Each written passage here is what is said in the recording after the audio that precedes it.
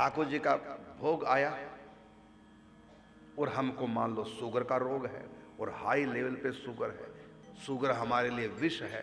अब हमारे सामने आ गया भगवान का प्रसाद और हम यदि सखी हैं, सखी भाव से भावित है, ले ले, कोई शुगर कुछ नहीं करेगा। लेकिन यदि हम सखी भाव से भावित तो नहीं है और उस समय मीठा आ गया, प्रसाद जलेबी का प्रसाद ठाकुर जी का आ गया, तो किन का मात्र लेंगे, हम ज्यादा नहीं ले पाएंगे और ज्यादा लेंगे तो बीमार पड़ जाएंगे। कारण क्या? क्योंकि हम इस समय प्रकृतिस्थ हैं, इसलिए प्रकृति के रूल, शास्त्र के रूल हमारे ऊपर लागू होंगे। और जब हम उन भाव में खो जाएंगे, फिर तो मीरा की तरह जहर पी लिया, वो भी असर नहीं कर पाया।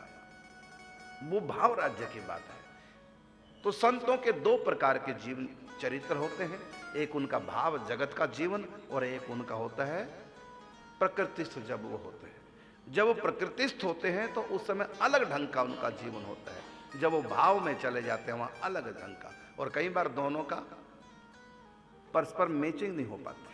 कई बार तो ऐसे उपासकों को लोग कहते हैं कि पागल तो नहीं हो गए गुरु जी।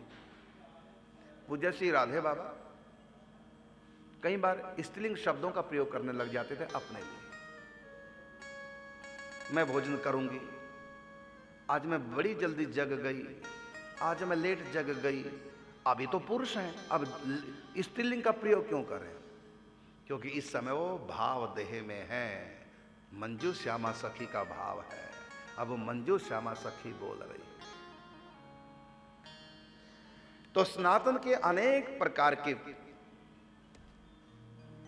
ये भगवान का आस्वादन करने के उपाय हैं, अनेक प्रकार की विधि है।